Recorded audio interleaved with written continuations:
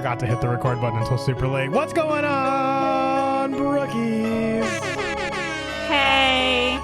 This is Storybrooke Circus, your Once Upon a Time podcast. I am the Mackie Mouse. I am Isla Sikorsky. What's going on, everybody? We are very happy to be back with you with episode 32 Of the Storybrooke Circus. of the Storybrooke Circus. This is a very exciting time. We are out. We just finished our off recording discussion of being past the Red Riding Hood episode, because apparently that was a sore subject for people. I know. We were not aware that was gonna cut. We saw a dip in like watch time because for some reason and you did not want to show up for Red. It was also true of like, you know, the ratings, because even this week the ratings went up. Like the ratings dipped down and then went up for that episode in real life. And the same thing happened to us in our show. Just no love for our girl Red. No love for Red. We find that very disrespectful. I mean, not to ourselves, but the love of our TV show lives, Megan Ori. How dare you disrespect her like this? I'm saying. But really, we're not mad at you for disrespect. We adore you for all of your opinions. We got into some really great conversation on Discord between episodes this time. Did you see that I did. Very lively Emma discussion that we had, which I think I will I was here for it. I will freeform talk about a little bit of that in the Storybook Daily Mirror, because I think there's some really good points I would like to integrate back into the episode, because I think they were definitely worth talking about. But first of all, how are you doing? How's life? How's it going? I'm good. How is I? You know, I'm getting situated in my new job, so I've kind of just been hanging out doing that. You know. Yeah. No. Totally. You feel good so far? Yeah, I love it. This is good. Yeah, I like the energy. This is definitely better energy than you had before.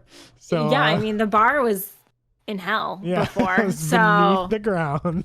It only go up from there. That's but true. no, I'm good. You know, we're settling into fall up here in New England. Yes. The leaves are, I think, starting to change. It's finally a little chilly. Love that. I think we're gonna do pumpkin picking this weekend. Oh my God, how New England of you! I love that. That's like our little Sikorsky tradition. We love going pumpkin picking every year. Harper's super excited. She treats it like she treats getting a Christmas tree. Pumpkin picking is a big deal. I love that. One day we will be setting some traditions of our own with your family. Yes. Our family with your family. One day. Yeah. One can only hope. Who knows? I would love for pumpkin picking to be one of those. Well, I think it's no surprise if we haven't already said it on the podcast. I'm about to break some news out, but we will be taking a little trip of our own, since there's been so many trips down to us here in Florida. We'll be taking a trip in the winter up to Massachusetts. So very exciting. Very exciting. We're going to have another family reunion of the Brookies. So, you know, that's kind of, maybe we'll make we'll make some kind of winter tradition, because this is our first one with you guys. I know. So maybe we'll find something to make a tradition out of. It'll be fun. We don't know what yet. Nice winter solstice. Yeah. Well, speaking of which, it is at the time of this recording, September 21st, Tuesday, which means, if I have my calendar correct, and I probably most certainly do not, that means tomorrow's the first day of fall, isn't it? Am I wrong about that? Is that right? Yeah, no, you are correct. September 22nd.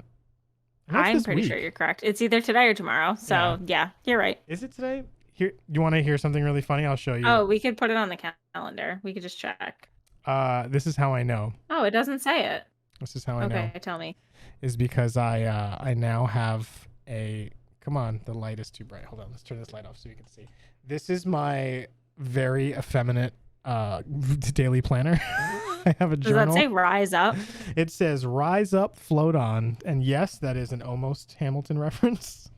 And here it is. This is why I know, is because it says right there, can't see it because it's backwards, but it says first day of fall. First day of autumn, excuse me. Fall's not real. Autumn is real. Today or tomorrow?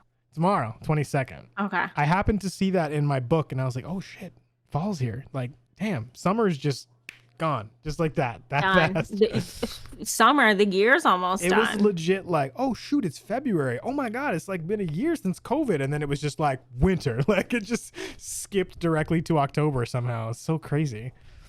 How are you? I'm doing all right. It has been a bit of a roller coaster of things. Work has been really crazy still. A lot of up and downs, but overall, objectively, you stand back from the issues. Things are kind of really silly, little, tiny, low-lying problems. Ultimately, fine. Roof over your head. We got food. We got water. We got each other. Everything's good, man. Like a lot to be grateful for, I think. I am learning to center myself. Gotta be grateful. Mashed potatoes on my table. Excuse me? What just happened? What did that come from? Very. Have you never heard the Thanksgiving song? No, but I like it. Oh, it's fantastic. I love when you surprise Every time me. somebody says grateful, I think can't be hateful. Gotta be grateful. Mashed potatoes on my table. I like it. I require. This is my brain. I require a bibliography to tell me footnote. Where is this reference from? Not a TikTok. TikTok or not a TikTok are basically the only two categories that we live by.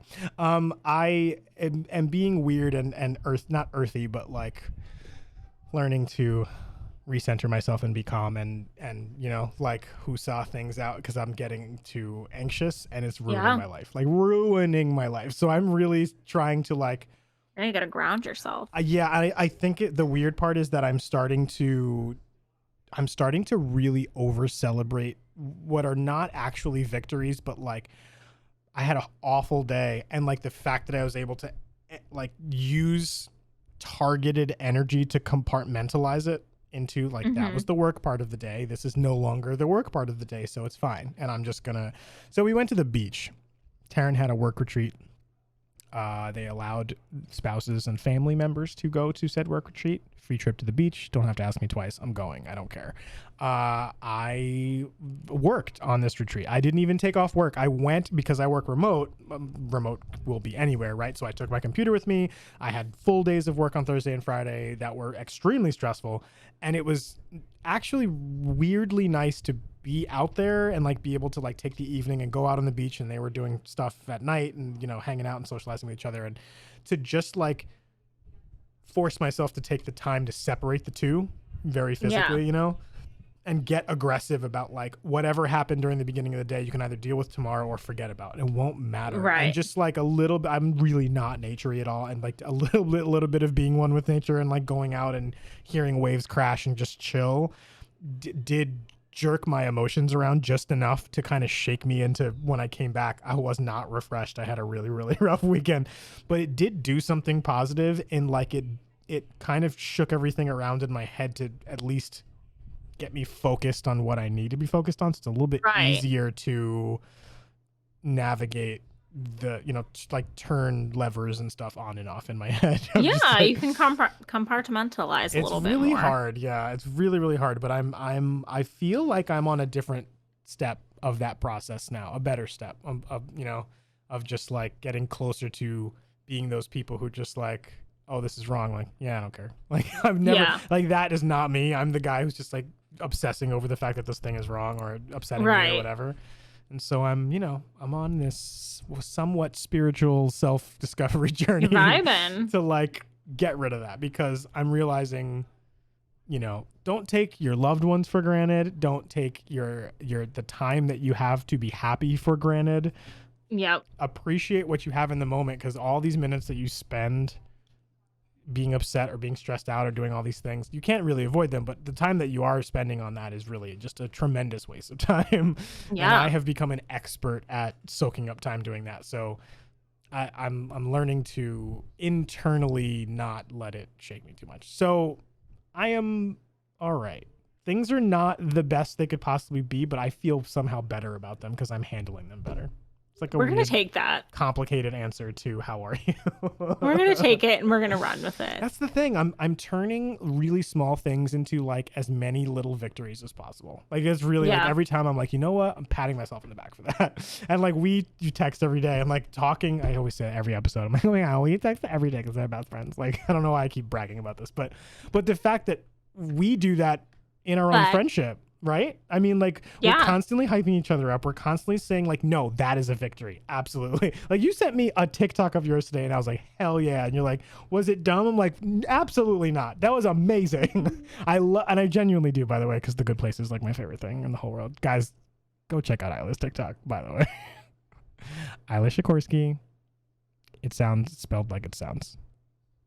I'm sure you've already used our social media by now. I'm embarrassing Isla. I don't care. Check out our TikTok because it's great. Fine. It's really, as soon as I saw it, I was like, first of all, you picked a fantastic sound. Second of all, you did a great analogy to it. I was like, yes, girl. Yes. You know, feeling it. And I'm feeling. Also, you have. Oh my God. In so many ways.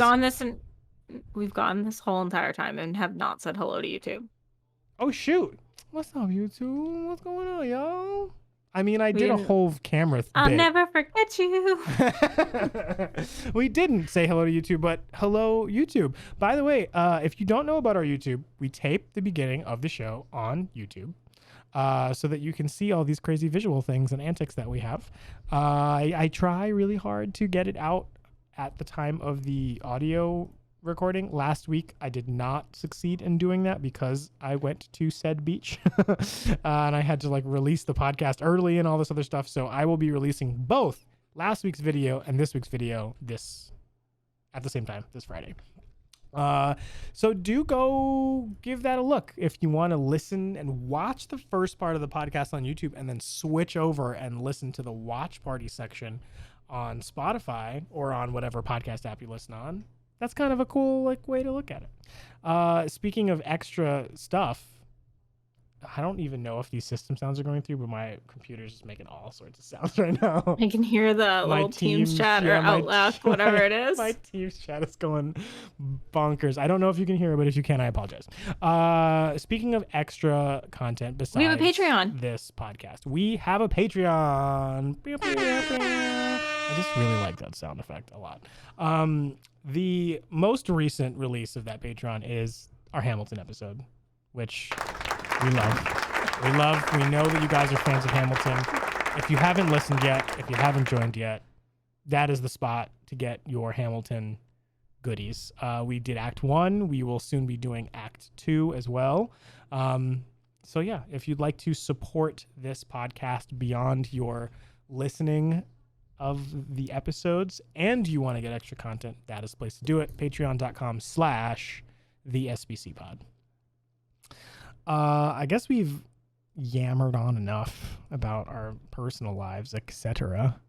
I guess we can go into our segments of our actual podcast that we're taping right now. Yeah, let's do it. So, what's our first segment? Tell us, newsboys. I missed the button. The Storybrooke Daily Mirror. A segment dedicated to you. That's right. The Storybrooke Daily Mirror, a fictional newspaper in the world of Once Upon a Time, but in our world, it is also a fictional newspaper where you get to submit like fake articles that are not really articles, but they're like reviews and messages and emails and stuff like that. So how do the people submit to this wonderful, lovely, accredited newspaper? Isla, tell the people how they can get in. Oh my God, I thought I had to sneeze. Hold on. That is a first for a segment transition. Oh my God. It's that terrible feeling. It's that terrible tingling feeling. I'm like dying. Like all of your nose hairs are like moving at the same time. Okay. I'm here. Guys, we're professionals at podcasting. I don't know if you know that. Shut up, teams. Did you know that we have a phone number? Did you know that phone number is 207-536-8512? Did you know that that phone number has voicemail and text messaging capabilities? Did you also know that you could call in and leave a voicemail or leave a text message and we will read it on the air? And did you also know that we love that when you do that? Did you know? Do you feel me? Okay, great. We also have an email, thesbcpod@gmail.com. If you write us an email, we're going to read it on the air. We have an Instagram, the SBC Pod. Doing so good. DM us on Instagram. By the way, there's a ghoul behind you trying to. I'm like trying to not be murdered right now. Murder. See, that's what the YouTube is for, guys. If you want to see what's going on. What else? Oh, leave us a 5-star review. If you didn't go to Sklamos, you paid too much. If you go on to Apple Podcast reviews, you can write something nice about us. We will read it on the air. It helps us get more brookies like you. Did you write that as a script? That is a perfect like PBS. No, I tried to read it like one though. Like this show, I forget, what did they used to say on PBS? Like, this show is possible thanks to viewers like you. This is sponsored by viewers like you. Yeah. And my 3-year-old ass was like, I don't have any money. So remember no, they it's not used to like sponsored call by me. into some place and buy a tote bag, and that like paid for Mr. Rogers' Neighborhood or whatever the hell's going. Like, Yes. How did that work? Like, literally public broadcasting service. Like, people like supported fun. Did those shows actually? Let's like, bring telethons back. Yo, let's bring telethon. Should we have a Storybrooke telethon? We should do an SBC telethon. Guys, we just came up with an idea on the air, and I think it's pretty good. It doesn't have to be like a traditional telethon. It could be like, I don't know. Should we do? Oh my god. That's so on Twitch, which is going on right now. There's in September. They do something called Subtember, where all the subscriptions are 20% off.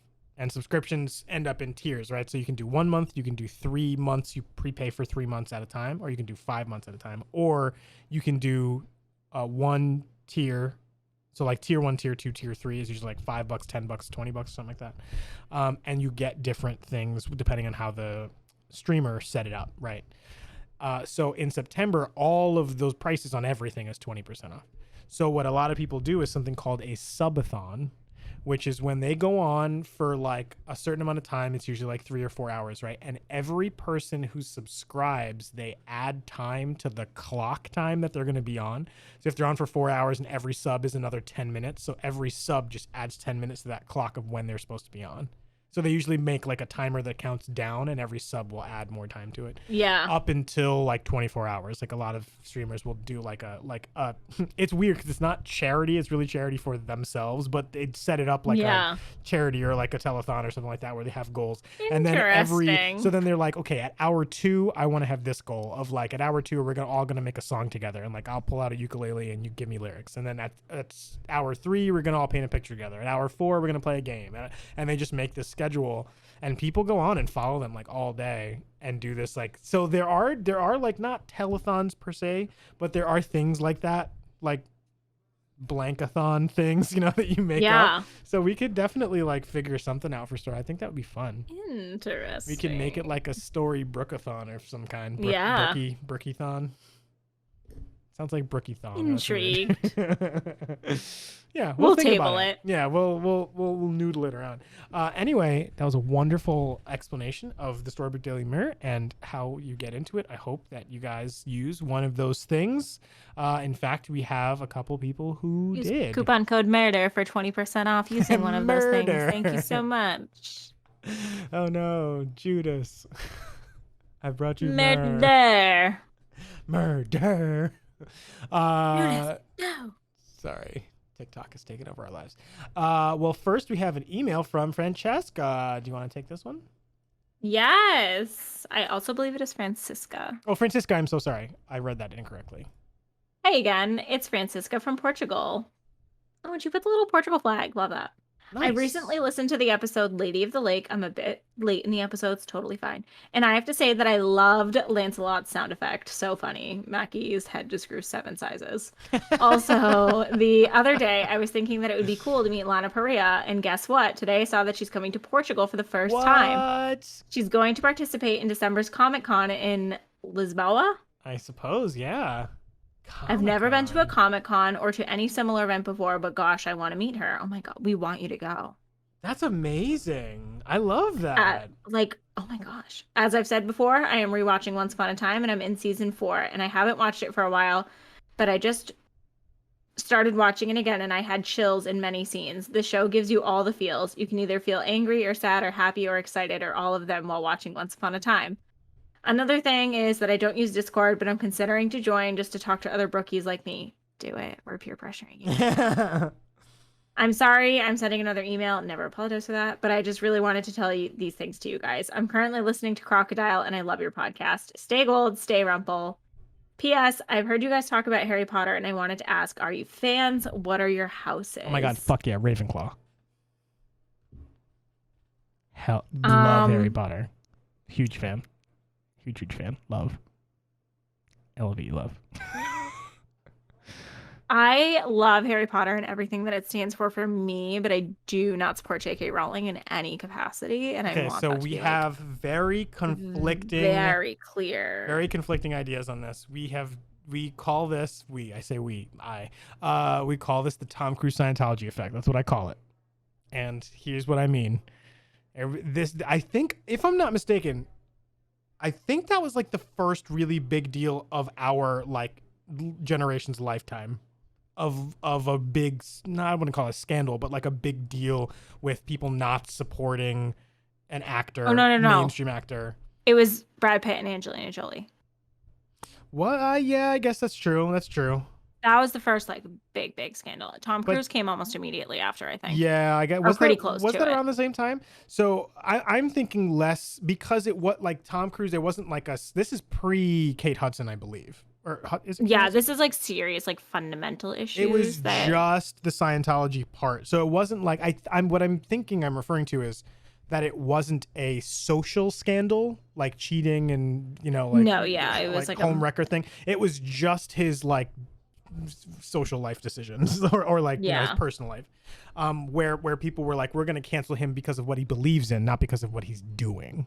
Yeah, like there wasn't an event, like a traumatic event that happened. He wasn't a pedophile. He wasn't a homewrecker.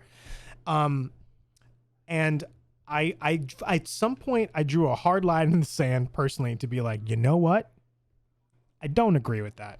And you know what else? I also really love Top Gun and the Mission Impossible movies, and I'm not going to stop watching them because this guy's a douchebag in real life, because I don't have to see that on the movie screen. When I go to watch Ethan Hunt, I'm watching Ethan Hunt, and I could care two shits about what Tom Cruise does when the camera calls cut. I'm here for the movie.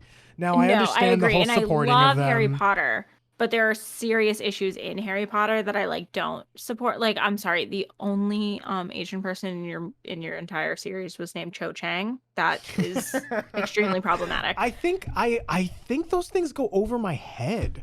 Like I did, before I talked to other people, I read that and just went, and I went right by it. Didn't feel racist to me. Didn't feel like weird. I just skipped right over it.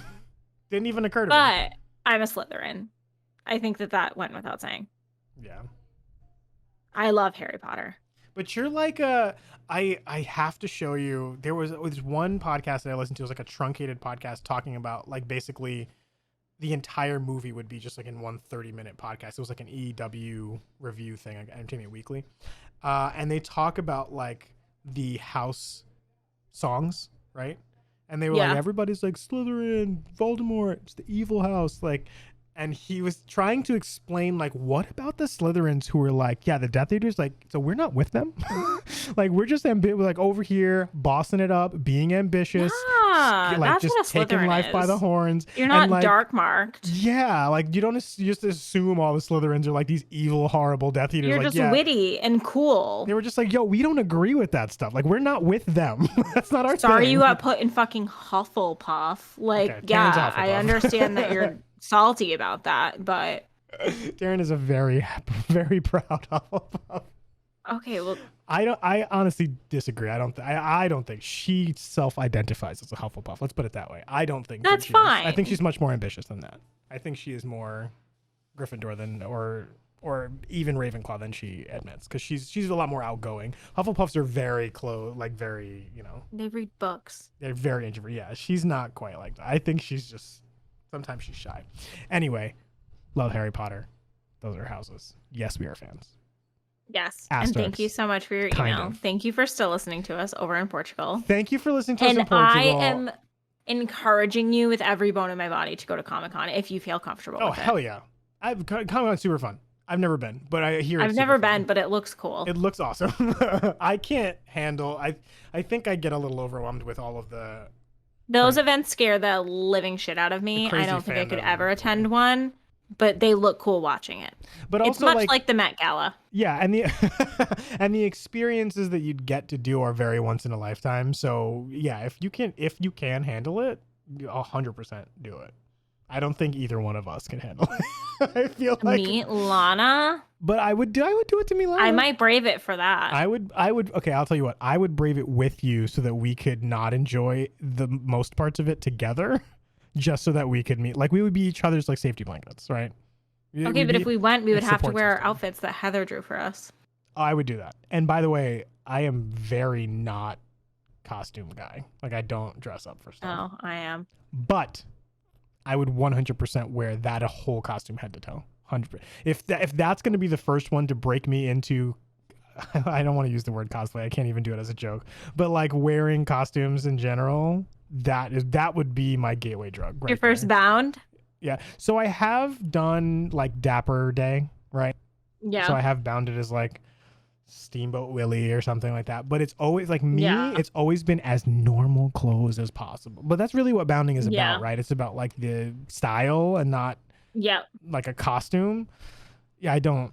And I don't know if it's because I was in stage plays that I had to wear actual costumes, but the content, like, do you know like people who sing professionally or are on stage, you bring them out to karaoke and they're like, no, absolutely not. I would never do that. Like, wait, but that doesn't make any sense. You can sing. And I'm like, yeah, I sing rehearsed for weeks and go on stage and know exactly what I'm going to do and where I'm going to stand. You think that going up just because I have the skill to sing, I'm just going to go up and sing a song I've not sung in 10 years and sing karaoke in front of absolutely not. I think it's the same thing with costumes and stuff. It's a part of the context of like being on stage and being in a show. So to wear costumes when you're not on stage performing, to me looks like you've lost your marbles. Like it looks like you broke out of a it's because I'm a bad sport and I need to break out of that. I'm willing to admit it and I need to get better about it. This is how we're gonna do it. We're gonna go meet Lana Parrilla somewhere and I'm gonna dress like the Mad Hatter. It's gonna be full Jefferson. I can't wait for that, if we're being honest. That is the only one that I've ever even out loud admitted, even in a joking form, that I would do. Because I'm super not... I'm just too embarrassed. It's too much. I feel like everyone's looking at me and waiting for me to perform. It's like that dream that you have. You're supposed to give a presentation in front of the class and no one told you had the assignment and you go up there and you have no idea what you're going to say. That's how I feel in a costume without a scene prepared to perform. I feel like an idiot. Like I just feel unprepared. It's just my stupid head just can't get past the preparation part. You know what I mean? Yep. I'm an over... What is it? Like when everything has to be perfect, I'm a perfectionist, you know? I'm thinking about the whole thing. Can't do it. Yeah, so you're like, that's being a perfectionist, right? Overthinking. And it's not about it being perfect, but it has to have order. It has to be structure to it, right? It can't just be like willy-nilly. Like improv, insane. I don't understand how that works. Like, what do you mean you don't know what you're gonna say before you say it? I don't understand. Yeah, no. Like, I don't get that. Yeah, that's just me. And I wish I could I'm jealous. I wish I could do it. Like, I wish I could be the next Wayne Brady. I would love to do that, but I just don't. I can't do that. Please go to Comic-Con. Please send us pictures. Tell us how it went. Please tell Lana that we exist and that we love her. Can you imagine if somebody met her and was tell like, her to listen to our show and was like, can you use your meet and greet time? Oh my God. Oh my God. How crazy would that be? Listen, cameos with people from the show and telling them that we have a podcast and we want them to be on it is not off the table. I'm just saying that out loud. I don't think it is either. Except for Lana, because she's like $500. She's way too much. No.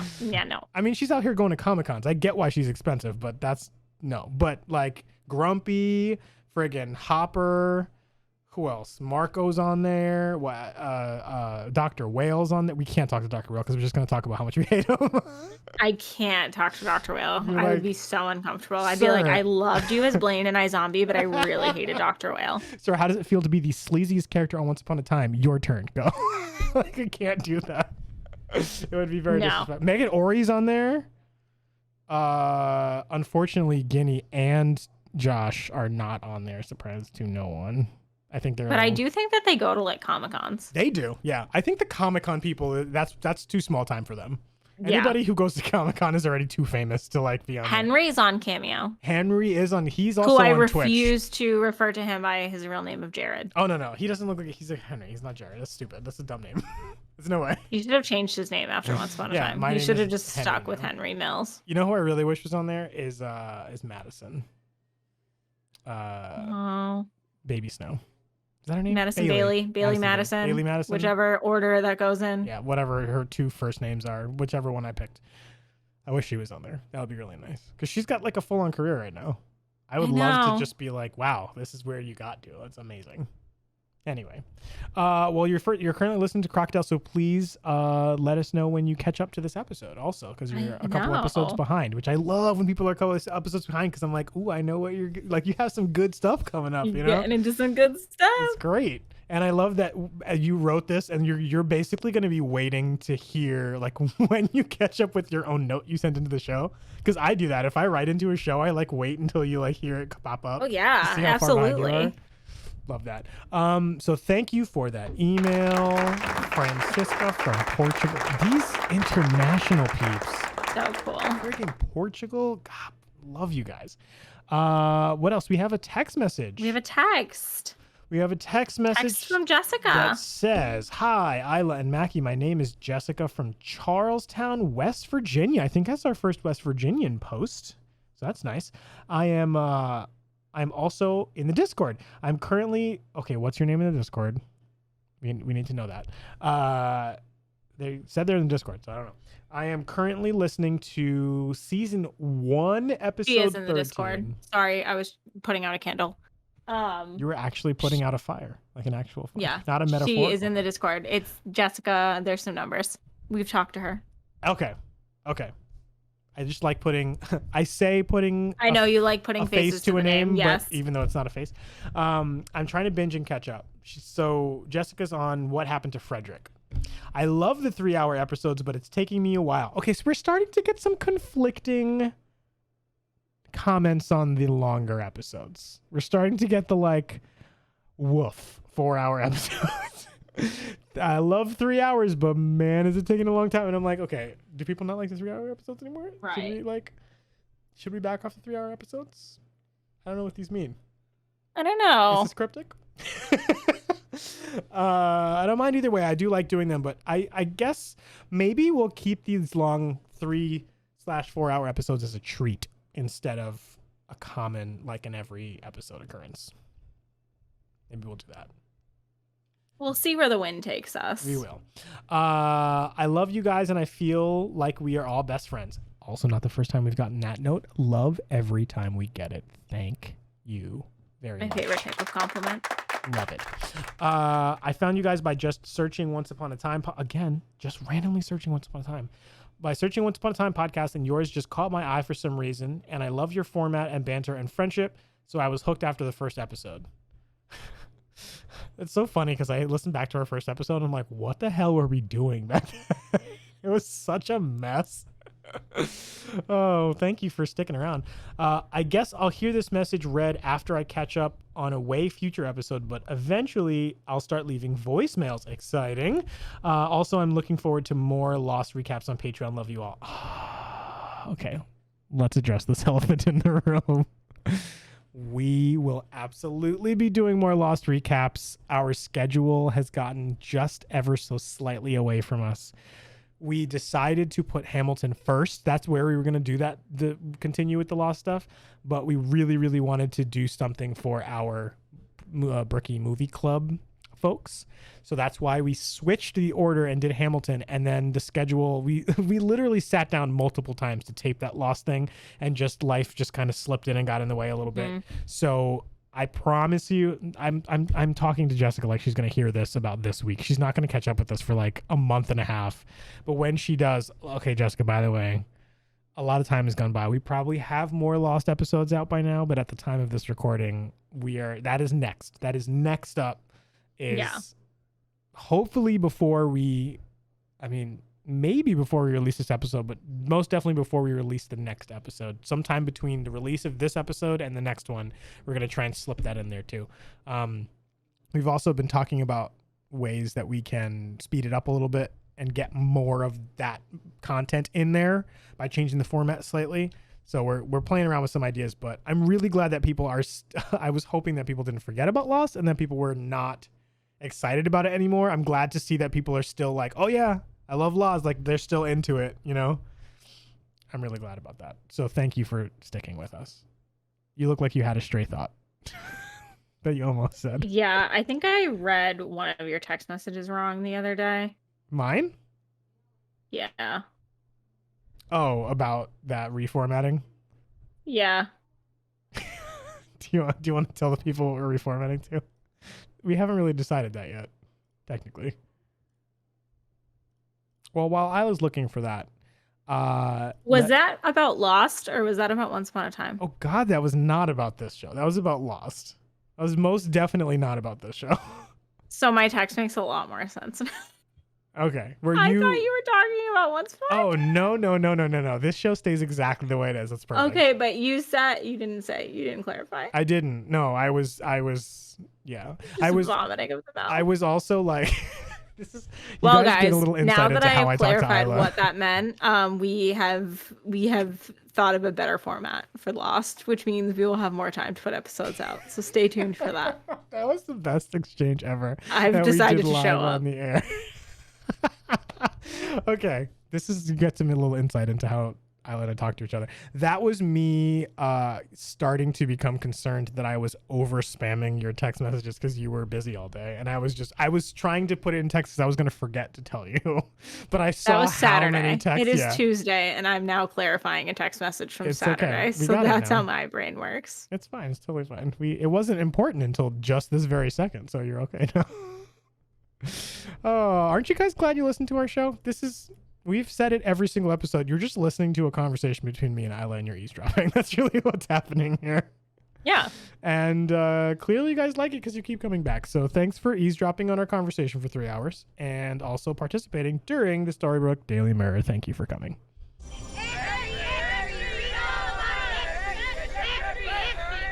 It's like SNL. You never quite know what you rehearsed and what ends up in the show. Totally different. You just never know. So now we get into our pre-show section where we talk about the actual episode we are supposed to be reviewing. So let's talk some show info. We got season 2, episode 9. We're almost in double digits of season 2. We're at the premiere. How does time work? I don't understand. This is called Queen of Hearts. And I feel like this is a giant spoiler, but character backstory Cora. Like this is the whole episode is going to be all about I don't think it's Cora. A spoiler though. Well, I do like this play on words that as the Queen of Hearts, like she's the one like pulling hearts out of people, and we've already seen her big chamber of the hearts in the little drawers. That like I like this play on like Queen of Hearts, like the title of the episode of Queen of Hearts is like literally hearts, like she has all of the hearts. But that connects an earlier episode that I think will connect into this, which will be cool. Oh, it will, because it is actually in our production notes coming up soon. Fun. So this episode aired December 2nd, 2012. We're getting into our winter content here, which means we gotta, oh wait, is this the break? Hold on. Let me go look at the notes. This is the big, no, you don't need to look it up. This is the episode before the break. I thought this is the episode after the break. No, they don't come back until the end of January. Oh, did you look at that? Or, let me, hold on. No, I think it was in the promo for last week. That's what I'm saying. The promo was this is the winter finale. The promo was coming in a couple weeks. Like there was really? I think so. I have a button for that. Boop. Notes, because I can look at the last air date was November 25th. I'm wrong. I think December 2nd, and then you're right. The break is right after. Yeah. Well, actually, I can just look at it right here, dummy. I don't know what I'm doing. Hey, I have survived 18 seasons of Grey's Anatomy where they do this every single season. Yeah, you're right. The next episode is January 6th. So this is the last episode of the year. Holy crap. All right. So last episode of the year. Let's give a little 2012. Let's give a little tribute to that. Written by Edward Kitsis and Adam Horowitz. Obviously the last one of the year. Yeah, we're going to give it to the heavy hitters. And Ralph Hemmicker. Let's see what Ralph Hemmicker did, because I feel like he's done some stuff. Yeah, that we definitely know that familiar. name. Directed, right? So Ralph Hemmicker would have been 7:15 a.m. our first 5-star episode. What a big deal. Any other ones? Hat Trick, which is interesting because this episode this is a Wonderland episode. It's not just a Wonderland, it is like an extension of that episode. Like it literally is connected. Yeah. Like it takes place right after that one ended. And let's see if he does any season 2 or if this is his first season 2 direction. Nope. Directed the season premiere. Broken. Also Ralph Hemmicker. So this is kind of a good pattern. A mid-level, repeater director. So we had 8.8 million last week for our Red episode, and this week 9.1 or 9.1 million. So there you go. Good number. That's we're getting back up into the close to 10 million area. Let's see. The synopsis says Cora and Captain Hook face off with Mary Margaret. I need dramatic music. I wish I had some dramatic music. I don't have it. Dun, dun, dun, dun, dun, dun, dun, dun, dun, dun. Is that the right one? We can just do this. You can. Cora and Captain Hook face off with Mary Margaret and Emma in a race to secure the compass, which will point its holder to the portal into Storybrooke. But back on the other side, Regina and Mr. Gold, desperate to keep Cora out, put a plan into action that would kill anyone entering the portal, placing Mary Margaret's and Emma's lives in danger as well. What a good idea. Meanwhile, back in the fairy tale land that was, do we need that phrase again? Okay. Captain Hook travels to Wonderland and meets up with a vengeful Queen of Hearts. How dare they get our hopes up that we're going to see our boy Sebastian Stan? These are their stories. Yeah, that's really upsetting because you know that if he had not done Captain America, he would have just kept coming back because there's a bunch of stuff in here he could have come back for. They screwed us. Stupid Marvel. Salty. I really love the Marvel series, and this is the first time I'm like, I'm mad at the Marvel series for taking him away. All right, so I guess now we can kind of get into some more fun stuff and talk about our production notes. Production notes is when we talk about behind the scenes things and trivia and some hidden details and observations and so on and so forth. Our first one is that the title card features water shooting up from the dry lake bed of Lake Nostos. I wonder, like, Lake Nostos is from what happened to Frederick and whatever the snow one was where his mom died and they got married. And the last time we saw it, it was dry in a flashback. So I really wonder what that title card is referencing. Like, are we going to see the present day, the modern day Enchanted Forest, Lake Nostos, still dry? You know what I'm saying? Like, I wonder how that connects to the episode. I wonder if Emma makes the water come back by being there. Yeah. Because she's, it. Also, the title card, like, I wonder if they're going to even reference the Lake Nostos stuff, like, right in the beginning, because the title card is going to be right in the beginning, and, like, are you not going to get the connection to that? This is the first one that's really raised a lot of questions for me, of, like, we already know what Lake Nostos is and what it means, but what does it have to do with this storyline is kind of like a good kind of mystery. That's a good one, though. Check. And then while he was playing Cloud, who was dead, Paul Lazenby fell asleep and started snoring. I just put that in because I thought it was funny because he was playing a dead guy and fell asleep. That's something I would do on set. Me too. I wonder who this guy... Oh, he's a very handsome man. Look at this guy. Oh. It's very cut. He is a combat martial arts guy. He's a stuntman. Oh, God. Look at this. These 140 stunt credits. iRobot, Catwoman, Elektra, X-Men movies, Percy Jackson, Twilight Saga, Deadpool, Planet of the Apes, Chronicles of Riddick, Arrow, The Magicians, 100. This guy's been in a lot of stuff. Who is he? Who is Cloud? He's got time. And let me tell you something. This is not even his last appearance on the show. It says latest appearance, and it's not this episode. This is his first appearance, though. Wow. So, interesting. His quote to The Outsider says, "I'm about to get hashtag punched in the face on Once Upon a Time from a girl." Stuntmen are actually awesome. Stuntmen and women. They are to be applauded. And we're going to give them one because we always say this. Yeah. They are the unsung heroes of a lot of these shows, man. They put in the work. What's next? This episode reveals the identity of the Queen of Hearts. The Queen of Hearts, infamously, we saw at the end of Hat Trick. Very, very, very end. We saw someone shrouded with a veil over their head and whispered something, I forgot what it was, off with their head, I think. It says Lana Parrilla had known about her identity since the filming of Hat Trick, which had an effect on her performance, which we will talk about during the episode. But I love the fact that note is that Lana, again, excellent, amazing masterclass in acting, that she took that little piece of information that only she knew, and literally they talked about it in the wiki, and we skipped it last time because we didn't want it to be a spoiler, that nobody on set knew who that was. Right. And Lana knew.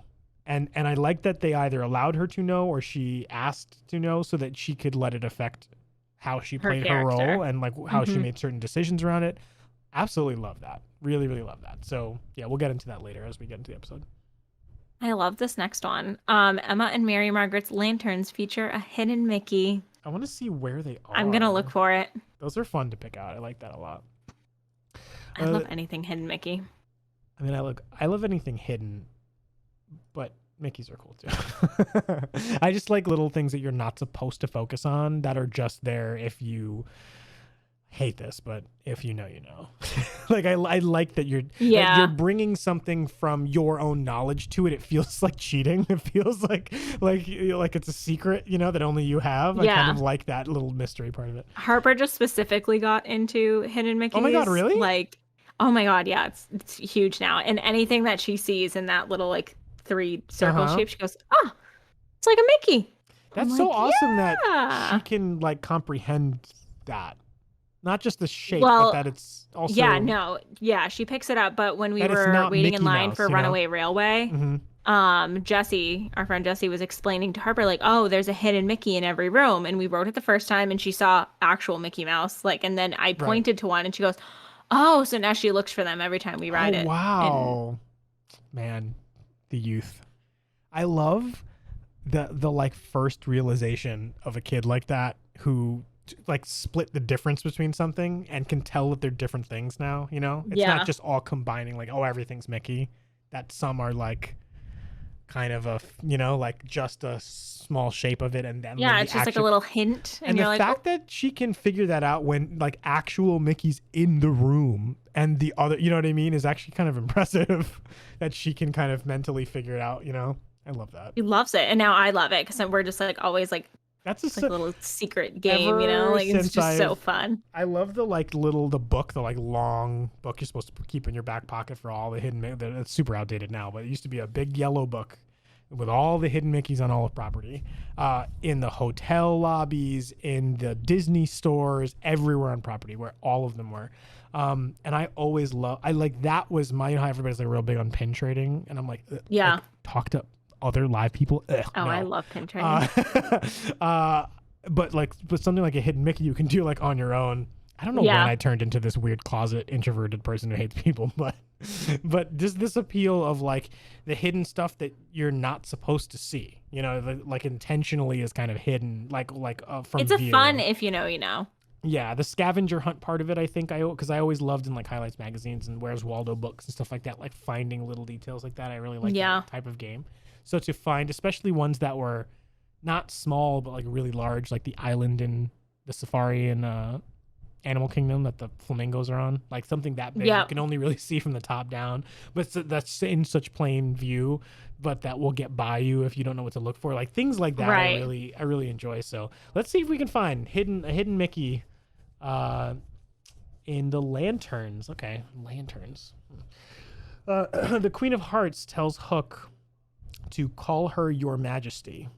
Oh, to call the Queen of Hearts Your Majesty, which is a reference to Alice in Wonderland when the Queen of Hearts says to Alice, "Open your mouth a little wider," as you say, and always say, "Yes, Your Majesty." It's one of my favorite scenes.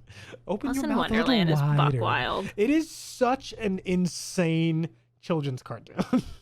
Like it's not a children's cartoon. Every time I watch it, I'm like, it is drinking out of cups, but in the 60s. like it's this insane acid trip.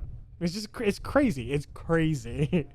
Like singing bugs and flowers and smoking caterpillars and freaking weird. It's when they start to, like, up until a certain point, you're just like, this is a silly cartoon, right? Like think like Mickey Mouse cartoons where things would come to life and fight, whatever. It's right at that point where she's getting tired and she like I think she leaves the March Hare and the Mad Hatter, and she's wandering around the forest and she's crying and she's singing a sad song, and these like weird like butter shaped things are walking by and these weird fuzzy things are going, and I'm like, wait, what the hell is happening? Like, this is not a cartoon for me anymore. It was the high tide, low tide, where they were all like walking around and then the oysters that were gonna get eaten. I'm like, I don't understand what's happening right now. Yeah. Oh, yeah. Those two characters, like what is they called? Tweedledee and Tweedledum, is that what they're called? Yeah. Like those two, they're fucked up. It's so weird. It's like the stuff that is like in American Horror Story. That's what it feels like. Like these are murder twins that tell you weird stories and then eat you or something. Like, they're scarier than the Shining twins. I don't get it. Maybe Alice in Wonderland should be one of our movie club movies. That would be so fun to roast. So bizarre. Like what is how is so weird. Yeah, I wouldn't be able to take it seriously. I would shit on it the entire time. I mean like intentionally just rip it apart. Yeah. And by the way, I love Alice in Wonderland. I've watched it multiple times. Yes, it deserves it. I've never really though sat down and been like, let's talk about how fucked up this shit is. Like this caterpillar is fucked. Like the caterpillar made me so angry as a kid. I'm like, why are you being such a dick? Is it the drugs that you're smoking right now? Stop. Yeah. Like you're an asshole. Anyway, we could go on and on, but Alice in Wonderland, which is very closely tied to Once Upon a Time, but maybe we'll put that in the lottery bowl and we shake it up to pull a movie out and see which our next one is. Maybe we'll add Alice in Wonderland to it. The dress that the evil queen is wearing at her palace was designed to have a Joan Crawford feel to it. Okay, do you know who Joan Crawford is? Yes. So I had to look up Joan Crawford because I'm not good with like the names. As soon as I saw her picture, I realized who it was. For those of you who don't know, Joan Crawford was a flapper from the 20s. She was like an MGM girl, right? So we're talking like old school Hollywood. And if you actually go look up Joan Crawford, look at her Wikipedia, and you will see right at the top, you'll see a picture of like one of her kind of costumes, and it looks exactly like the way that the evil queen dresses. Are very opulent and big, giant shoulders, these really beautiful kind of feathery pieces, which I love that we have some context to what that style of the evil queens is, because we have been commenting for weeks about how beautifully timeless they look. Very classy, there's an elegance to her status that you can feel, and we haven't been able to put our finger on it, but I really do think it is old Hollywood women. They were powerhouses of beauty, of fashion, of style, of skill and talent, and singers, dancers, amazing actresses. Like they were the real cornerstone of old Hollywood. Right. And every time you think of that glitz and glamour and that big deal, there's always either women we know or even nameless women of these, Singing in the Rain and like all these like old, like supporting style vaudeville things, big feathery, what we think of as Vegas girls, like back then, these like beautiful, shimmery gemmed dresses and big feathers on the back and like this beautiful old, that's kind of Joan Crawford's era. Yeah. The MGM celebs. So that'll be fun to actually pull out that they're talking about the dress she's wearing at her palace, this specific dress, like not just like the way she's dressed all the time. So I'm interested to see just that one, which this one is. We got a hidden detail here. It looks like there's a heart-shaped jewel on Cora's tiara. I'm assuming this is probably in a flashback. So that's going to be a real tiny detail to see if we can pull out. Oh my God. Here we are. Are you ready for this? Yes. Let's do it. We have some brand info for you. Ruby is wearing a Dorothy Perkins red chubby faux fur jacket over a Zara black top with transfers on the shoulder. Both are unfortunately no longer available. Okay, and a hidden detail to add on to that, the fake fur brings to mind Ruby's identity as a werewolf. I like it, although it's kind of weird that she's wearing wolf fur. It's kind of a horrible thing. But it's ethical. It's faux fur. It's faux fur. So Regina is seen wearing a Club Monaco trench coat.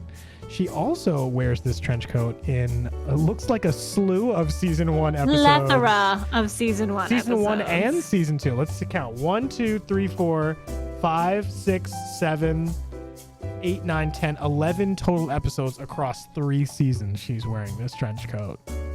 And they got their use out of it. It must have been hella expensive. Did you see the second episode here in season 2? I didn't know that episode was in this season.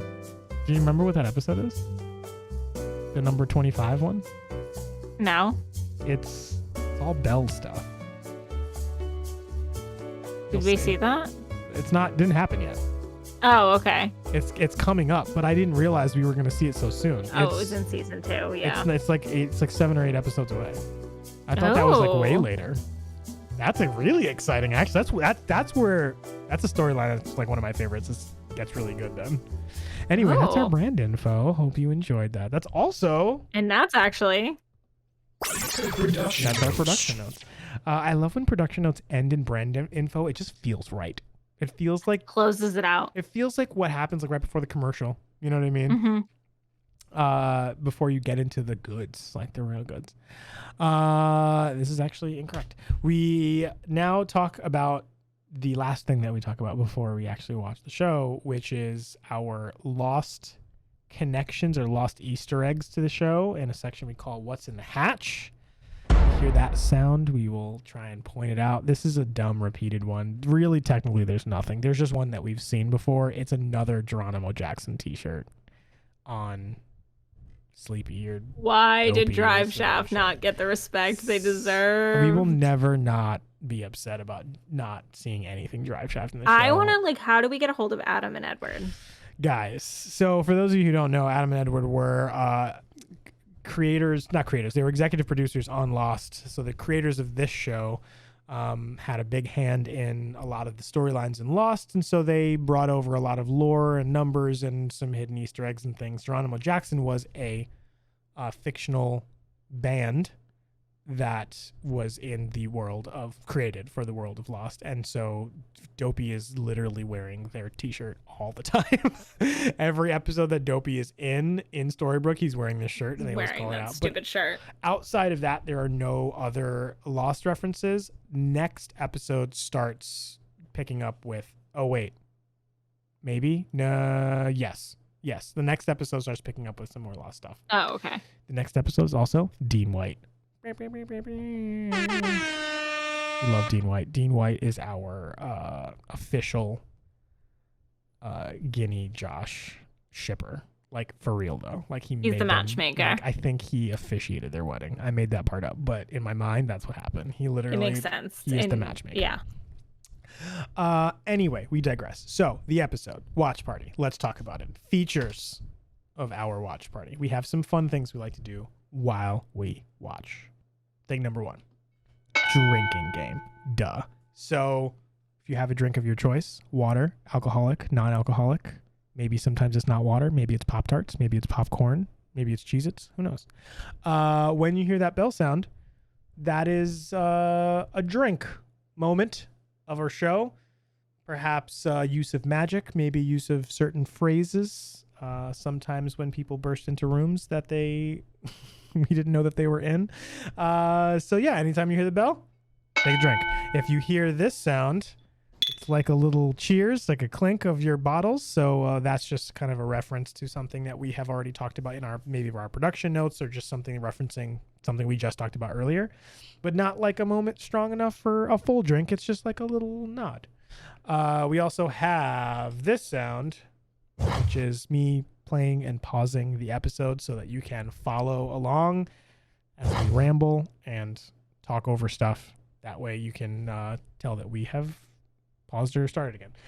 We also have our familiar returning voice that you will recognize or maybe not recognize, but we would like to introduce him right now. Ladies and gentlemen. Yeah, it's rewind time. Will Smith. If we need to rewind, occasionally he will let us know that it's rewind time if we feel appropriate, or if I remember to hit the button. So that is our features of our watch party. I'm very excited that we now... What happened? We need our title reference. Oh, shoot. Oh, it's not in here. I'll do it. It is... Let's see. It is, I'm the Queen of Hearts. Well, there's no question about him saying this. I'm the Queen of Hearts. Do you really think I'd be so careless as to keep my heart where everyone else does? Oh, shoot. Excuse me very much. Well, okay. I like it. I dig it. I guess we'll see. That's going to be a good one. I'm actually excited because I feel like the moment is going to I feel like that's going to be a nice big moment. Yeah, I hope at least. I hope. We always hope, and then it ends up being like one that just lamest shit flying ever. by. So with that, we will begin our watch of season 2, episode 9, Queen of Hearts. Bye, YouTube. Just like slid that one right in there. I slid to home plate. I like it.